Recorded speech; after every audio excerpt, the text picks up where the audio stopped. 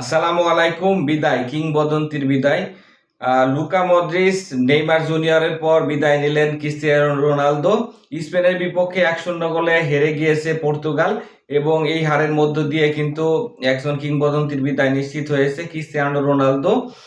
Cristiano Ronaldo কিন্তু এখানে হচ্ছে শেষ বাঁশি বাজার পরে তাকে কিন্তু অনেক আবেগ আপ্লুত লাগছিল। প্রথমে নিস্তব্ধ লাগছিল, যেন কিছু বলার ভাষায় তিনি হারিয়ে ফেলেছেন, কিন্তু এরপরে যখন গ্যালারিতে বসে থাকা দর্শকদের উদ্দেশ্যে হাত দিয়ে অভিবাদন জানাচ্ছিলেন, তখন আসলে চোখের পানি ধরে রাখতে পারতেছিল না। ঠিক আগের দিনে নেইমার যেমন অজরে কেঁদেছিলেন, কোটি ভক্তকে কাঁদিয়েছিলেন, রোনালদো এই দিন কাঁদলেন, কোটি ভক্তকে কাঁদালেন। রোনালদো আসলে মেসির মতো ক্লাব ফুটবলে সবকিছু অর্জন করলেও বিশ্বকাপ স্বপ্নটা তার অধরাই ছিল। এই জন্য 41 বছর বয়সে এসেও তিনি কিন্তু সেই স্বপ্নটাকে বাস্তবায়নের জন্য খেলেছিলেন, কিন্তু সেই স্বপ্ন আসলে তার সতীর্থরা সত্যি করতে পারল না। পর্তুগাল স্মরণকালে সেরা দল নিয়েও কিন্তু এখানে রাউন্ড অফ 16 থেকে বিদায় নিতে হলো। ক্রিস্টিয়ানো রোনালদোর যাত্রাটা বিশ্বকাপে শুরু হয়েছিল 2006 সালে। এখানে ফ্রান্সের বিপক্ষে সেমিফাইনাল হেরে গিয়েছিল। তারপরে টানা 6 বিশ্বকাপে কিন্তু গোল করা একমাত্র ফুটবলার হিসেবে ইতিহাসে রয়ে যাবেন ক্রিস্টিয়ানো রোনালদো। গত বিশ্বকাপও মরক্কোর সাথে কিন্তু এখানে হচ্ছে হেরে বিদায় নিয়েছিল রোনালদো, তারপর অঝরে কেঁদেছিলেন।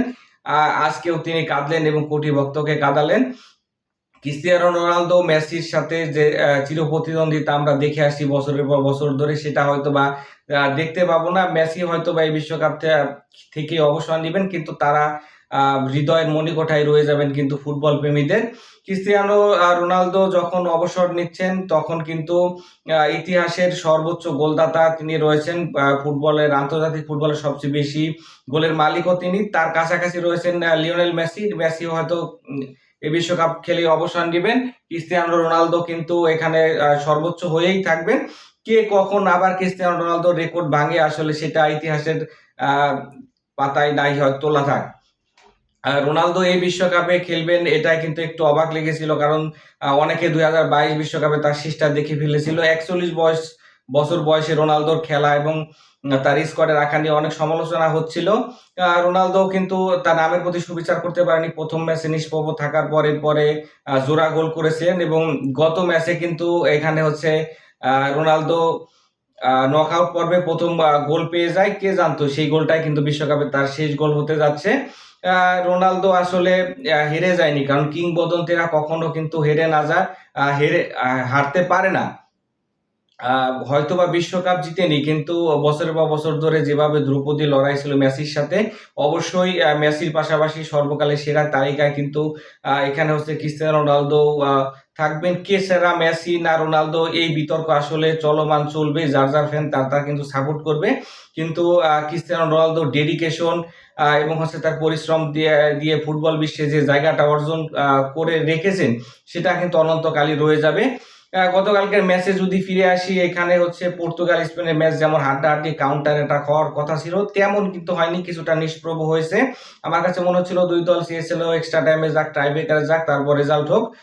প্রথম 8 মিনিটের সময় কিন্তু এখানে ওয়ারজাবাল দুর্দান্ত একটা সুযোগ পেয়ে যান, কিন্তু সেই সুযোগটা তিনি সদ্ব্যবহার করতে পারেননি, গোলে কনভার্ট করতে পারেননি। দিয়েগো কস্তাকে মানে ফাঁকা গোল পোস্টে পেয়েও তিনি গোল করতে পারেননি। 11 মিনিটের সময় এই ম্যাচের একমাত্র সুযোগ পান ক্রিস্টিয়ানো রোনালদো। যদিও এখানে হচ্ছে তিনি গোলকিপারের হাতে বলটা মারেন। এরপরে 15 মিনিটের সময় কিন্তু ইয়ামাল দারুণ একটা শট করেন, যেখানে দিয়েগো কস্তা কিন্তু প্রথমে ফিরিয়ে দেন। এরপরে অলমোর যে শটটা ঠেকালেন, নিশ্চিত একটা গোল বাঁচিয়ে দিয়েছিলেন এখানে দিয়েগো কস্তা। না হলে কিন্তু ফার্স্ট হাফে পিছিয়ে পড়তে পারতো ক্রিস্টিয়ানো রোনালদোর পর্তুগাল। দ্বিতীয়ার্ধে ওইরকম কিন্তু অ্যাটাক করার সুযোগ পায়নি কোনো দলই, মানে অন টার্গেট শট বলতে যেটা বোঝায় সেটা আমরা দেখিনি। 72 মিনিটে ফ্রি কিক থেকে লামিন ইয়ামাল যে শটটা মারেন, দিয়েগো কস্তা কিন্তু আরো দুর্দান্ত একটা সেভ দেন। এখানে হচ্ছে 77 মিনিটের সময় কিন্তু সারা ম্যাচে নিষ্প্রভ থাকা ব্রুনো ফার্নান্দেজ একটা শট নেন, যেটা কিন্তু সাইড নেটিং ছিল। ব্রুনো ফার্নান্দেজ সহ পর্তুগালের যে মিডফিল্ডারদের ধরাও ছিল এবার বিশ্বকাপে সেরা, তাদের কিন্তু এই বিশ্বকাপে খুঁজেই পাওয়া গেল না, যেটা কিন্তু আশ্চর্য লেগেছে। উল্টো 90 মিনিটের সাথে যে 6 মিনিট এক্সট্রা যোগ করা হয়, ওই প্রথম মিনিটে কিন্তু এখানে আসলে গোল করে বসেন মেরিনো। টোরেস আসলে যে পাসটা দেন, অসম্ভব একটা সুন্দর পাস দেন, সেখান থেকে কিন্তু তিনি গোল করে স্পেনকে জয়ের আনন্দে ভাসান।